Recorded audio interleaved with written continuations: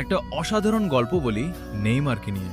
স্বপ্নবাজ ছেলেটা ব্রাজিলের এক ছোট শহরে এক গরিব পরিবারে জন্ম নেয়। নেইমার জুনিয়র ছোটবেলা থেকেই তার সবচেয়ে বড় ভালোবাসা ছিল ফুটবল। কিন্তু সমস্যা ছিল, তার কাছে ভালো জুতো ছিল না, ভালো মাঠও ছিল না। একদিন বৃষ্টির মধ্যে কাদা মাটিতে খেলা করছিল ছোট নেইমার। তার বন্ধুরা বলল, তুই কখনো বড় খেলোয়াড় হতে পারবি না।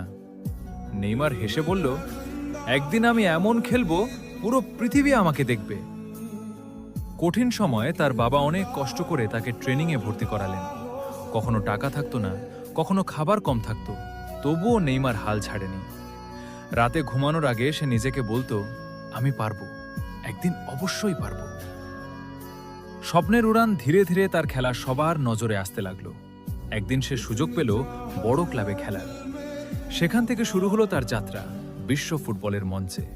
স্টেডিয়ামে হাজার হাজার মানুষ তার নাম চিৎকার করে ডাকত, নেইমার, নেইমার।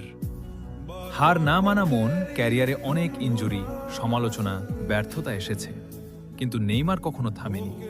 সে জানতো সফল হতে হলে কষ্ট সহ্য করতে হয়।